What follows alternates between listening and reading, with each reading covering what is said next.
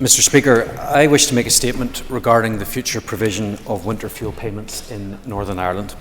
Although I have already made a written ministerial statement to the Assembly on the 30th of August, I wanted to make an oral statement to the Assembly today to give this House an opportunity to express their views and ask questions on behalf of their constituents, many of whom will be deeply impacted by the Labour government's decision to limit winter fuel payments. And let us be clear. The restriction on these payments is directly and wholly the result of the decision taken by the Chancellor of the Exchequer. Winter fuel payments were introduced by a Labour government in 1997, and successive governments, recognising its critical importance to pensioners, have kept it in place until now. This was a totally unexpected announcement from the new government in Westminster. It was not mooted by the government before now. It was not part of their manifesto, and indeed only a few months ago, when the Prime Minister was Leader of the Opposition, he said that the winter fuel payment should be maintained.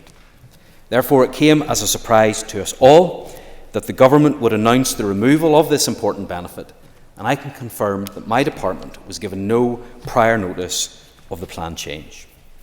As members will be aware, the principle of parity is reflected in Section 87 of the Northern Ireland Act 1998. Generally means that social security benefits are paid at the same rates and with the same conditions of entitlement across the UK. Where parity is maintained, then expenditure on pensions and social security benefits in Northern Ireland is funded in full by the UK Government. Any deviation from this principle of parity that results in additional expenditure in Northern Ireland must normally be paid from the block grant. The estimated additional cost to the block grant of maintaining universal entitlement to a winter fuel payment in Northern Ireland for winter 24-25 is £44.3 million, and this does not even include any additional delivery or staffing costs.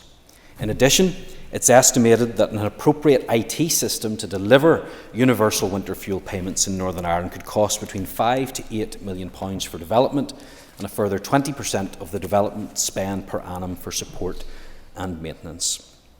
Therefore, for the Executive to even consider breaking parity on this decision by the Labour government would require significant cuts to Northern Ireland's already struggling public services. And to those who glibly say that the Executive could make a different decision, I would ask them, what would they cut or what services would they postpone? It is simply not credible to claim that the government have left the Executive with any other choice. So let me repeat what I have said already a number of times since the Chancellor's announcement. I strongly disagree with and am totally opposed to this decision. I believe that this decision is wrong. It's wrong because it will have serious consequences for the comfort, well-being and health of older people across Northern Ireland. It is wrong because it will put additional pressure on public services that will face increased burdens due to the health implications it will cause for people. And it is wrong because in order to remove benefits from those who do not need them, those who are just above the threshold become collateral damage. I have made clear to the Secretary of State for Work and Pensions my total opposition to this decision, and I have outlined the detrimental impact it will have on many people in Northern Ireland.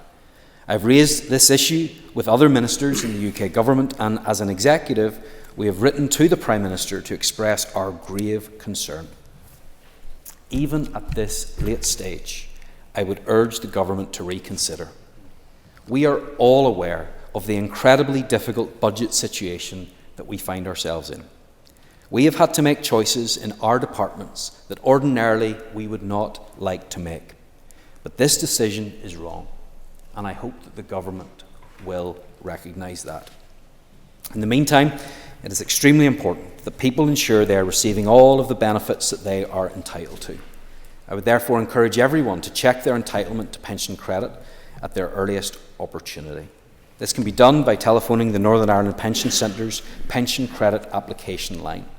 And the Department's unique Make the Call wraparound service puts people in touch with any benefits, supports and services to which they may be entitled and I would also encourage people to get in touch with them. Now, Mr. Speaker, I know that this is a worrying time for many who are concerned about how they will manage this winter. The government have got this wrong, and additional support will be required. And I have already asked executive colleagues that any Barnett consequentials for cost of living support this winter are ring-fenced so that we can do whatever we can to ameliorate the worst consequences of this harmful UK government decision. And I will keep the Assembly informed about how we can best help in this regard. Mr. Speaker, I commend this statement to the House.